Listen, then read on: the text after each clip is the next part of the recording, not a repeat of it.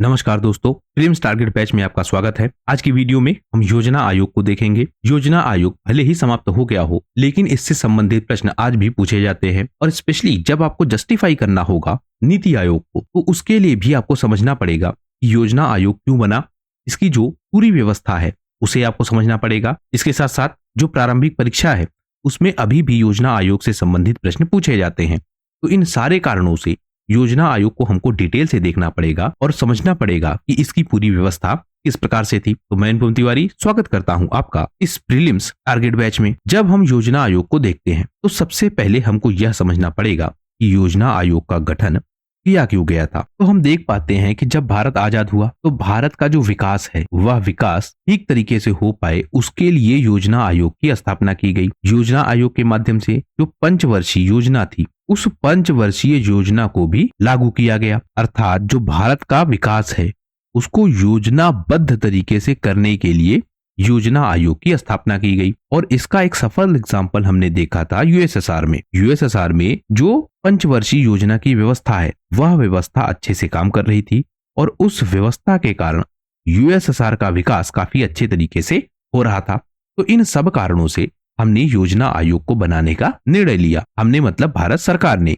तो हम जब योजना आयोग के विषय में देखें तो 1946 में केसी नियोगी की अध्यक्षता में एक सलाहकार योजना बोर्ड बनाया गया था और इसी बोर्ड ने यह सलाह दी कि योजना आयोग को बनाया जाना चाहिए।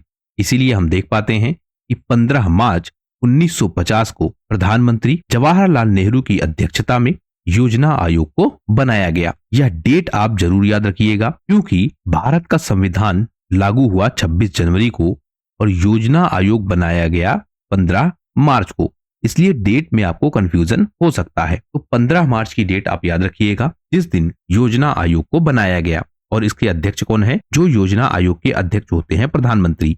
और उस समय के प्रधानमंत्री कौन थे? जवाहरलाल नेहरू, या भारत के पहले प्रधानमंत्री जवाहरलाल नेहरू ही योजना आयोग के अध्यक्ष थे। एक हमको विभाग मिलेगा, विभाग का नाम है नेशनल इंफॉर्मेटिक्स सेंटर। यह पहले योजना आयोग के अधीन था लेकिन बाद में इसको सूचना प्रौद्योगिकी मंत्रालय के अंतर्गत रख दिया गया। अभी हम इसको भी देखेंगे कि यह क्या था। इसके अलावा UIDAI का गठन किया गया और यह योजना आयोग के एक संबद्ध कार्यालय के रूप में स्थापित हुआ और जनवरी 2009 में इसकी स्थापना की गई। तो इन दोनों तथ्यों को भी हम देखते हैं। सबसे पहले जो आपका नेशनल इंफॉर्मेशन सेंटर है NIC, तो यह वर्तमान में इलेक्ट्रॉनिक्स और जो सूचना प्रौद्योगिकी मंत्रालय है ministry of electronics and information technology के अंतर्गत यह एक प्रमुख संस्था है। लेकिन आप ध्यान रखेंगे कि पहली बार जब इसको बनाया गया तो यह योजना आयोग के अंतर्गत था। इसकी स्थापना हुई थी 1976 में। तो यह भी आप जरूर याद रखिएगा, जब योजना आयोग को बनाया गया उस समय NIC की स्थापना नहीं हुई थी, बल्कि NIC की स्थापना हुई थी 1976 में और बाद में इसको ट्रांसफर किया गया कहां? Ministry of electronics and information technology के अंतर्गत। इस सेंटर का मुख्य उद्देश्य क्या है कि जितनी भी सरकारी सेवाएं हैं उसमें जो सूचना का काम है या जो इंफॉर्मेशन पहुंचाने का काम है उसमें यह सहायक की भूमिका निभाए। तो जो डिजिटल गवर्नेंस है उस डिजिटल गवर्नेंस को यह स्ट्रॉन्ग करने में मददगार था। दूसरा हमने देखा UIDAI को। इसको जब हम देखते हैं तो पूरा नाम सबसे पहले आप ध्यान रखिए, unique identification authority of India. तो यह इसका पूरा नाम हो गया। और यह क्या है? एक वैधानिक संस्था है।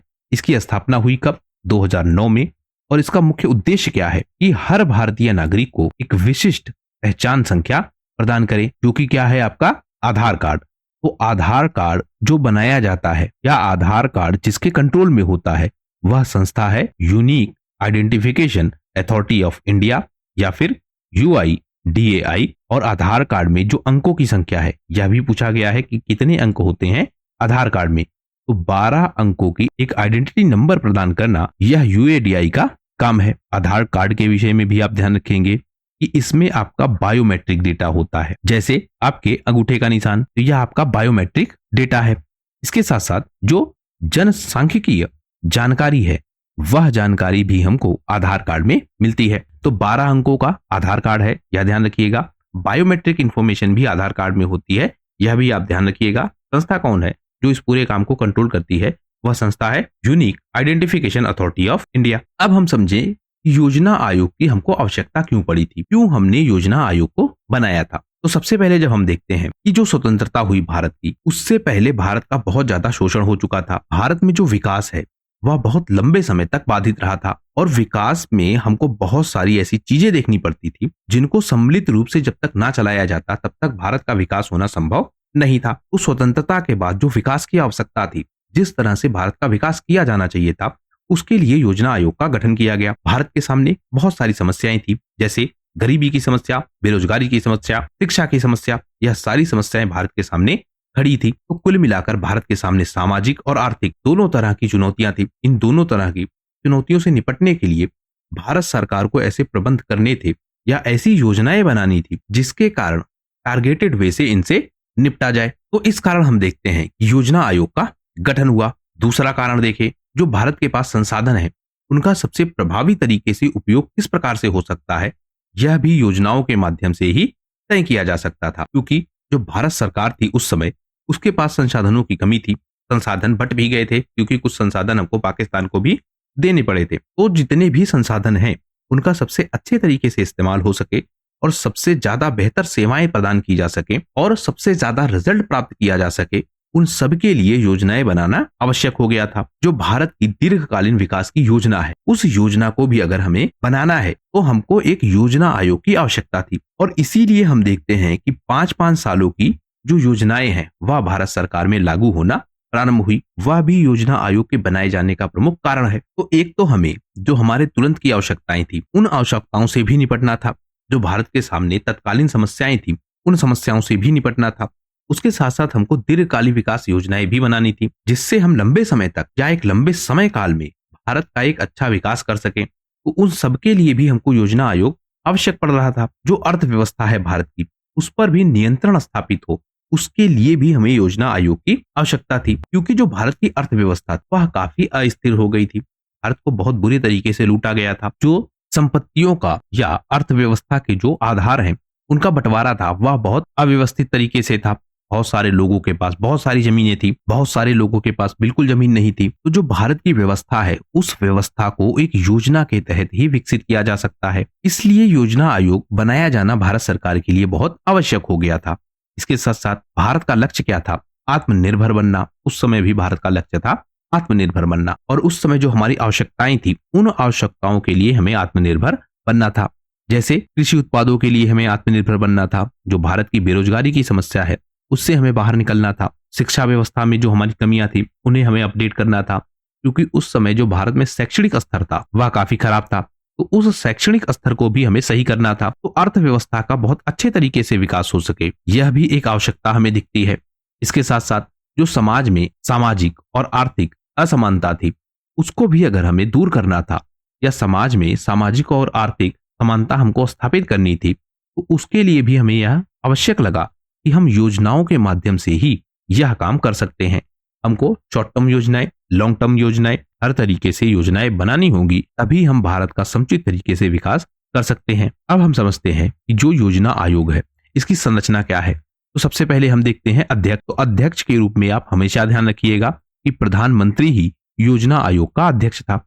और हमने देखा जब पहली बार योजना आयोग को बनाया गया 15 मार्च को, तो उस समय भी इसका अध्यक्ष कौन था? जवाहरलाल नेहरू जी, क्योंकि वह उस समय भारत के प्रधानमंत्री थे। तो योजना आयोग का अध्यक्ष कौन होगा?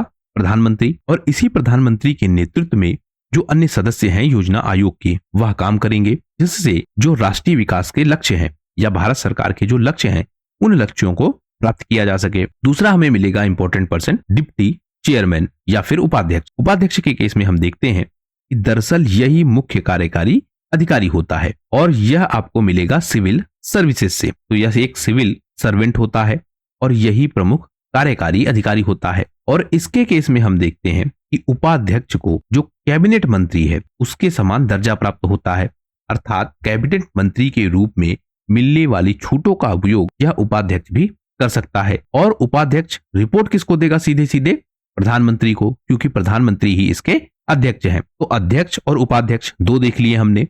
इसके बाद हम देखते हैं कि इसके बहुत सारे सदस्य हमको मिलेंगे, जैसे बहुत सारे इसमें विशेषज्ञ शामिल होंगे, जो अर्थशास्त्र से जुड़े होंगे, विज्ञान से जुड़े होंगे, समाजशास्त्र से जुड़े होंगे, मतलब विभिन्न विषयों से यह जुड़े लोग होंगे जो अपनी विशेषज्ञता को दिखाएंगे। इसके माध्यम से योजना आयोग सही तरीके से योजनाएं बना सके। ये जो आपके सदस्य हैं, इनमें कुछ सदस्य ऐसे भी होंगे जिनका काम यह होगा कि वह सुनिश्चित करें कि जो विभिन्न क्षेत्र की योजनाएं हैं वह सारी योजनाएं मिलकर काम करें और सब मिलकर समग्र विकास को प्राप्त करने का प्रयास करें। तो एक तो विशेषज्ञ सदस्य हैं जो विशेषता रखते हैं किसी विशेष सब्जेक्ट में या किसी विशेष क्षेत्र में, वह सलाह देने का काम करेंगे। कुछ सदस्य ऐसे होंगे जिनका काम यह होगा कि वह मैनेजमेंट का काम देखें। जो सदस्य हैं, जो अन्य क्षेत्रों के लोग हैं, उन सबके माध्यम से वह किस प्रकार से काम कर सकते हैं उस चीज को भी देखें। इन सदस्यों की नियुक्ति कैसे की जाती है? सरकार के द्वारा, यानी केंद्रीय सरकार के द्वारा। और इसके साथ साथ हम यह भी देखते हैं कि इनका जो कार्यकाल है वह भी हमको एक निश्चित समय के लिए दिखता है, जिससे यह बिना रोक टोक के अपने कार्य को कर सके। इसके साथ साथ हमको सचिवालय मिलेगा, किसका? योजना आयोग का, जिसमें एक सचिव होगा, बहुत सारे अधिकारी होंगे जिनकी सहायता से योजना आयोग काम करेगा। जो सचिवालय है यह हर तरह के निर्णयों के लिए, हर तरह की नीतियों को लागू करने के लिए जो मंत्रालय हैं, राज्य सरकारें हैं, उन सब के साथ संपर्क स्थापित करेगा। एक तरह से यह मध्यस्थता निभाएगा जिससे जो लक्ष्य हैं उनको प्राप्त किया जा सके। इसके साथ साथ जब भी बैठकें होंगी, उन बैठकों को कैसे आयोजित करना है, जो रिकॉर्ड्स हैं बैठकों के या अन्य जो रिकॉर्ड्स हैं उनको किस तरह से मेंटेन करना है, वह सारा काम यह सचिवालय करेगा। इसके साथ साथ बहुत सारे वर्किंग ग्रुप्स के लोग भी हमें मिलेंगे। जैसे यदि कोई विशेष कार्य निर्धारित किया गया है तो उससे संबंधित विशेषज्ञ और जो मंत्रालय के प्रतिनिधि हैं वह इसमें शामिल होंगे। मतलब कोई टारगेटेड टास्क करना है, उसके लिए हमको वर्किंग ग्रुप दिखेगा। जैसे जब पंचवर्षीय योजनाओं के मसौदे बनाना है तो यह काम 5 साल में एक बार होगा, तो उसके लिए कार्य समूह या वर्किंग ग्रुप्स रिक्रूट होंगे और अपनी सलाह के माध्यम से यह मदद करेंगे। इसके साथ साथ हम यह भी देखते हैं कि राज्य योजना बोर्ड हमको मिलेगा, स्टेट प्लानिंग बोर्ड। यह बोर्ड भी यह कोशिश करेगा कि जो केंद्रीय स्तर की सरकार है और जो राज्य स्तर की सरकार है, इनके मध्य एक समन्वय बने और उसके माध्यम से जो योजनाएं योजना आयोग के द्वारा बनाई जा रही हैं, उन योजनाओं को सही तरीके से लागू किया जाए। इसके साथ साथ यह भी कोशिश करती थी कि राज्य की जो आवश्यकताएं हैं, राज्यों के जो अपने लक्ष्य हैं, उनको ध्यान में रखते हुए भी योजना आयोग अपनी योजनाएं बनाए, तो राज्यों की आवश्यकताओं का भी ध्यान रखा जाए। यह कार्य भी राज्य योजना बोर्ड के पास हमें दिखता है। तो इस तरह से हमने देखा कि योजना आयोग की आवश्यकता क्या है, इसके जो सदस्य हैं वह कौन है, जो संरचना है योजना आयोग की वह भी हमने देख ली। अब हम देख पाते हैं कि योजना आयोग को समाप्त किया गया और योजना आयोग के स्थान पर नीति आयोग बनाया गया। तो हमको यह देखना होगा कि योजना आयोग के साथ क्या क्या समस्याएं थी। इसके लिए जब हम देखते हैं तो हमको योजना आयोग से संबंधित बहुत सारी आलोचनाएं मिलती हैं। जैसे 1950 में यह योजना आयोग स्थापित किया गया था, लेकिन इस योजना आयोग में हम देखते हैं इसका लक्ष्य क्या था? भारत का विकास हो, जो योजनाएं बनाई जाएं वह ठीक तरीके से बनाई जाएं, यह सारे काम यह देखता था। लेकिन इसमें बहुत सारी समस्याएं हमको दिखती हैं, जिसके कारण समय समय पर इसकी आलोचनाएं होती हैं। क्या कारण थे जिसके कारण योजना आयोग की आलोचना हो रही थी? तो सबसे पहले हम यह देख पाते हैं कि जो राज्य सरकारों की आवश्यकताएं थी, उन आवश्यकताओं पर कम ध्यान दिया जाता था। यह टॉप टू बॉटम अप्रोच पर काम करती थी, मतलब योजना केंद्रीय स्तर पर बनती थी और उसको राज्य स्तर पर लागू करवाया जाता था। अब इससे समस्या यह आ रही थी कि जो राज्यों की अपनी आवश्यकता है, उस आवश्यकता पर ध्यान कम दिया जाता था। और जब स्थिति हो कि केंद्र सरकार में कोई दूसरी सरकार है या किसी दूसरे पार्टी की सरकार है और राज्य स्तर पर किसी दूसरे पार्टी की सरकार है, उस समय यह समस्या और बढ़ जाती थी। तो राज्य सरकारों की जो शक्ति है या राज्य सरकारों की जो भूमिका है, उस भूमिका की अनदेखी की जाती थी। और इसके कारण भी हम देखते हैं कि योजना आयोग की बहुत सारी आलोचनाएं होती थी। केंद्र योजनाएं बनाती थी, राज्य सरकारों के स्तर पर उनको लागू किया जाता था, राज्यों की आवश्यकताओं का ध्यान नहीं रखा जाता था। इससे राज्यों को न केवल अपने विकास लक्ष्यों को प्राप्त करने में समस्या होती थी, बल्कि उनकी वित्तीय स्थिति भी काफी प्रभावित होती थी, क्योंकि जो भी योजना बनेगी उस योजना को लागू करने के लिए धन की आवश्यकता होगी और जो यह धन आवंटित होगा, उस धन को सही तरीके से इस्तेमाल हो, तभी राज्यों को भी उसका मैक्सिमम लाभ मिल सकता था। लेकिन अगर योजना आयोग के जो लक्ष्य हैं वह राज्यों के लक्ष्य के साथ नहीं मैच करते हैं, या जो राज्यों की आवश्यकता है उसके साथ अगर नहीं मैच करते हैं तो उस केस में क्या होगा, राज्यों का हिस्सा या हम कहें राज्यों का धन जो राज्यों को मिलना चाहिए था वह धन उन तक ठीक से नहीं पहुंच पाएगा और राज्यों की जो आर्थिक समस्या है वह बढ़ती हुई मिलेगी। कैसे, मान लेते हैं उत्तर प्रदेश सरकार है और योजना आयोग यह लक्ष्य बनाती है कि सब तक पीने का पानी पहुंचाया जाएगा। अब जब यह लक्ष्य बनाया गया इसके द्वारा, योजना आयोग के द्वारा, तो इसके द्वारा आवंटन होगा और उस आवंटन के माध्यम से धन पहुंचेगा अलग अलग राज्यों में। अब समस्या क्या आएगी, उत्तर प्रदेश की जो आवश्यकता होगी वह डिफरेंट होगी। वहीं जब राजस्थान की आवश्यकता हम देखेंगे तो वहां आवश्यकता हमको अलग तरीके से मिलेगी। अर्थात अगर एक तरह की योजना बना दी जाए केंद्रीय स्तर पर और उसको राज्यों की आवश्यकता को ध्यान में रखे बिना लागू करवाया जाए या योजनाएं बनाई जाए तो इससे जो राज्यों का हिस्सा है वह हिस्सा कहीं ना कहीं सही तरीके से यूज नहीं हो पाएगा। क्योंकि अगर उत्तर प्रदेश को उसके पीने की आवश्यकता के हिसाब से आवंटन होता या उसके लिए जो पानी की आवश्यकता है उसके हिसाब से आवंटन होता तो यह ज्यादा प्रभावशाली तरीके से अपने धन का उपयोग कर पाता। तो इससे कहीं ना कहीं उत्तर प्रदेश के ही धन की बर्बादी होगी, ऐसा राज्यों को भी लगता था। अब राजस्थान में आपको सूखे की समस्या मिलेगी, वहीं उत्तर प्रदेश में कुछ क्षेत्रों में आपको सूखे की समस्या मिलेगी, लेकिन कुछ क्षेत्रों पर आपको बाढ़ की समस्या भी मिलेगी। तो इस तरह से एक अलग योजना चाहिए थी उत्तर प्रदेश के लिए। योजना आयोग की यह हमको कमी दिखती है। इससे हम देख पा रहे हैं कि राज्यों को जो वित्तीय आवंटन है उस आवंटन में भी हमें असमानता दिखती है और जिसके कारण जो केंद्र सरकार है और जो राज्य सरकार है उनके बीच लगातार तनाव बढ़ता जा रहा था। और समस्या तब ज्यादा जब केंद्रीय स्तर पर सरकार किसी दूसरी पार्टी की हो और राज्य स्तर पर सरकार किसी दूसरी पार्टी की हो तो राज्य की आवश्यकताओं की या राज्य सरकारों की अनदेखी की जा रही थी योजना आयोग के कारण। दूसरा आधार हम देखते हैं तो एक समानांतर सत्ता केंद्र था, अर्थात जो योजना आयोग है वह राज्य सरकारों के एक समानांतर सरकार के रूप में काम कर रही थी। जैसे केंद्रीय स्तर पर मान लेते हैं सरकार है, उसके बाद राज्य स्तर पर सरकार है और राज्य स्तर की सरकार अपनी योजनाएं बनाएगी, लेकिन इन्हीं के साथ आके जुड़ता था योजना आयोग और योजना आयोग अपनी योजनाओं के साथ आता था। और अब राज्य सरकार की जो योजनाएं हैं और योजना आयोग की जो योजनाएं हैं यह आपस में कहीं ना कहीं टकराती थी। तो एक तरह से यह पैरेलल सिस्टम के रूप में काम कर रहा था। इससे यह समस्या आ रही थी कि जिस सरकार को राज्य स्तर के नागरिकों ने चुना है उनकी नीतियां प्रभावित हो रही थी, क्योंकि योजनाओं का आपस में टकराव हो जाता था कई बार। तो एक पैरेलल प्रशासनिक व्यवस्था हमको दिखने लगती है। इन टकरावों के साथ क्या होता था, जो सरकारी संस्थाएं हैं उनके मध्य भी टकराव की स्थिति बन जाती थी। जो केंद्र स्तर की सरकार है, जो राज्य स्तर की सरकार है, इनके अपने अपने संस्थान हैं जिनके माध्यम से कार्यों को संपादित किया जाता था। तो राज्य स्तर की संस्थाएं, केंद्र स्तर की संस्थाएं, इनके मध्य भी कभी कभी टकराव की स्थिति उत्पन्न हो जाती थी। कुल मिलाकर जो राज्य सरकार है उसकी शक्ति काफी कमजोर हो जा रही थी और यह माना जा रहा था कि योजना आयोग के माध्यम से जो केंद्र सरकार है वह राज्य सरकारों पर अंकुश लगाने का काम कर रही थी। वहीं हम यह देखते हैं कि योजनाएं केंद्र बनाती थी, तो जब योजनाएं केंद्र बनाती थी तो जो केंद्रीय सरकार है उस सरकार को जिससे सबसे ज्यादा लाभ हो उन योजनाओं पर ज्यादा जोर दिया जाता था। तो योजनाओं की जो प्रकृति है और उनकी जो प्रक्रिया है वह केंद्रीकृत है। इसके साथ साथ जो योजनाएं बनाई जाती थी वह पूरे भारत के लिए बनाई जाती थी, अर्थात one size fits for all, यानी कि एक ही आकार सबके लिए फिट, मतलब एक तरह की योजना बनाई जाएगी वह सबके लिए लागू होगी। तो जो आवश्यकता है स्थानीय राज्यों की या जो स्थानीय आवश्यकताएं हैं उन पर ध्यान नहीं दिया जाता था। तो सेंट्रलाइजेशन था ज्यादा पॉलिसीज का। इससे जो स्थानीय निकाय है, जो राज्य सरकार है, उनकी जो भूमिका है उस भूमिका को कहीं ना कहीं कम किया जा रहा था। इसके अलावा जो फ्लेक्सिबिलिटी है, जो इनोवेशन है, इसमें भी हमको कमी दिखती है, क्योंकि परंपरागत तरीके से योजनाएं बनाई जा रही थी और जब परंपरागत तरीके से योजनाएं बनाई जा रही थी तो इसमें जो फ्लेक्सिबिलिटी है जो राज्यों के हिसाब से होनी चाहिए थी और जो इनोवेशन चाहिए था, नई नई जो समस्याएं आ रही थी उसके हिसाब से योजनाएं बनाई जानी चाहिए थी, वह हमको नहीं दिखती है। तो यह भी हम देख पाते हैं।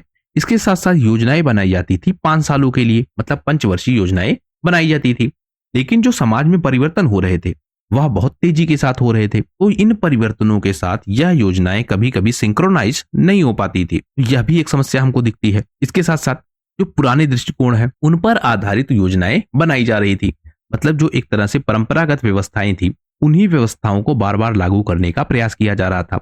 इनोवेशन का ध्यान कम रखा जा रहा था। तो यह भी एक प्रमुख आधार दिखता है हमको योजना आयोग की आलोचना के पीछे। उसके साथ साथ जो रिजल्ट्स थे वह रिजल्ट्स भी इसके बहुत सही नहीं थे। कई बार योजनाओं को सही ढंग से लागू ही नहीं किया गया। योजनाओं को जो आवंटन हुआ वह आवंटन भी ठीक से इस्तेमाल नहीं हुआ।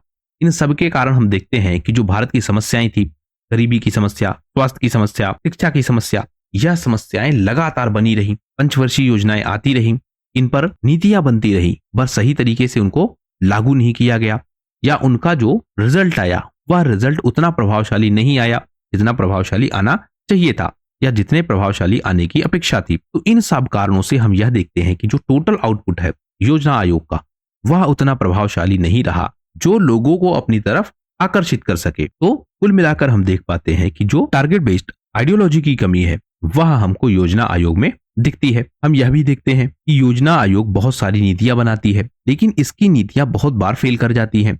जो आर्थिक असमानताओं को दूर करने का यह प्रयास कर रही थी वह प्रयास भी हमको असफल होते हुए दिख रहे थे। योजना आयोग के साथ एक समस्या और जुड़ेगी भ्रष्टाचार की, और जब भ्रष्टाचार की समस्या जुड़ेगी तो उसके साथ क्या होगा, जो सामाजिक असमानता है या समाज में जो टॉप लेवल और बॉटम लेवल के बीच डिफरेंस है वह डिफरेंस लगातार बढ़ता गया। तो भ्रष्टाचार के माध्यम से एक वर्ग बहुत अमीर होता गया, और भ्रष्टाचार के कारण जिस वर्ग को सहायता मिलनी चाहिए थी या जिस वर्ग को सुविधाएं मिलनी चाहिए थी या जिस वर्ग का विकास होना चाहिए था वह नहीं हुआ। इससे भारत में जो आर्थिक असमानता है वह लगातार बढ़ती रही। भारत में गरीबी, बेरोजगारी और जो ग्रामीण और शहरों के मध्य अंतर है वह अंतर लगातार बढ़ते रहे। अमीर और गरीब के बीच की जो खाई है वह खाई लगातार बढ़ती रही, और इसमें योजना आयोग का एक प्रमुख योगदान हमको दिखता है। योजना आयोग ने एक बड़ी भूल और की कि इसने जो प्राइवेट प्लेयर्स हैं, ये जो प्राइवेट सेक्टर है उसकी क्षमता को कमाका। योजना आयोग ज्यादा यह कोशिश करती थी कि जो सरकार है वही विकास में ज्यादा से ज्यादा योगदान करे। जो प्राइवेट प्लेयर्स हैं इनको विकास में शामिल नहीं किया गया या उस हद तक शामिल नहीं किया गया जितना यह विकास में योगदान कर सकते थे। इस कारण हम यह भी देख पाते हैं जो निजी क्षेत्र है वह भारत के विकास में सहयोग से दूर रहा या उसको विकास से दूर रखा गया। तो जो विकास होना चाहिए था वह विकास नहीं हो पाया। सरकारी नियंत्रण लगातार बढ़ता रहा। सरकार का कंट्रोल योजनाओं पर, उनको लागू करने पर, इन सब पर सरकार का ही कंट्रोल बना रहा है, और जो प्राइवेट सेक्टर की पावर है उस पावर का सही तरीके से इस्तेमाल नहीं किया गया। इसके साथ साथ जो मार्केट ड्रिवन फोर्सेस हैं, जो आवश्यकता है बाजार की, जिस तरह से डिमांड सप्लाई के रूल काम करते हैं उन रूल्स को बाइकआउट किया गया, मतलब उन पर ध्यान नहीं दिया गया, और उसके कारण भी जो विकास होना चाहिए था भारत का वह विकास नहीं हो पाया। जो भारत सरकार के संसाधन थे उन संसाधनों का भी गलत तरीके से आवंटन हुआ। जैसे कुछ क्षेत्रों को ज्यादा प्राथमिकता दी गई जो उतनी आवश्यक नहीं थी, वहीं कुछ क्षेत्रों को प्राथमिकता कम दी गई जो ज्यादा आवश्यक थी। भ्रष्टाचार की कमी हमने देखी, और इसके कारण हम यह भी देखते हैं कि जो पारदर्शिता है, जो ट्रांसपेरेंसी है, उस ट्रांसपेरेंसी में भी हमको कमी दिखती है, और योजनाओं का जो सही आउटपुट आना चाहिए था वह नहीं आ पाया। इसके साथ साथ हम यह भी देखते हैं कि जो औपनिवेशिक मानसिकता है वह भी योजना आयोग से जुड़ी हुई हमको मिलती है, क्योंकि जो औपनिवेशिक दृष्टिकोण था वह भी इसी प्रकार की कार्यप्रणाली को अपनाता था। वह भी योजनाएं बनाता था और योजनाओं के माध्यम से विकास करने की बात करता था, और उसके बहुत सारे फेलियर हमने देखे थे। लेकिन योजना आयोग भी कहीं ना कहीं उसी पैटर्न पर काम कर रहा था। तो इस कारण से हम यह भी देखते हैं कि योजना आयोग के स्वरूप को लेकर जो विवाद है वह विवाद भी बना हुआ था, क्योंकि हम देख पाते हैं कि जो योजना आयोग है यह बॉटम अप अप्रोच पर काम नहीं करती थी। मतलब जो लोगों की आवश्यकता है उस आवश्यकता के हिसाब से नीतियां नहीं बनाती थी, या लोगों की आवश्यकता को ध्यान में रखकर नीतियां बनाती थी। लेकिन नीतियां जो बनाई जा रही हैं वह आवश्यकता के हिसाब से नहीं बल्कि नीतियों के माध्यम से आवश्यकता को पूरा किया जा रहा था। इनमें बहुत अंतर है। तो ऊपर से नीतियां बनती थी, उन नीतियों को नीचे लागू करवाया जाता था। इससे हम यह देख पाते हैं कि जो लोकल गवर्नेंस है, जो स्थानीय शासन की भागीदारी है और जो स्थानीय लोगों की भागीदारी है, जो जनता की भागीदारी होनी चाहिए थी विकास में, वह हमको नहीं दिखती है। तो इस तरह से हम देखते हैं कि योजना आयोग की बहुत सारी कमियां हमको दिखती है। इसी कारण से नीति आयोग को बनाया गया। तो कुल मिलाकर हम देख पा रहे हैं कि 2014 में योजना आयोग को हटाया गया और योजना आयोग के स्थान पर नीति आयोग को बनाया गया। NITI Aayog bottom up approach के साथ काम करती है, मतलब आवश्यकता के हिसाब से योजना बनाने का जो काम है वह नीति आयोग के माध्यम से किया जाता है। तो इस तरह से हमने देखा योजना आयोग की स्थापना कैसे हुई, इसके सदस्य कौन है, आलोचना क्या है और क्यों योजना आयोग के स्थान पर नीति आयोग को बनाया गया। इस वीडियो में फिलहाल इतना ही। वीडियो यदि पसंद आया हो तो प्लीज शेयर कीजिए अपने दोस्तों के साथ, सब्सक्राइब कीजिए इस चैनल को। आपका हमसे जुड़ने के लिए बहुत बहुत धन्यवाद। आपका दिन शुभ हो।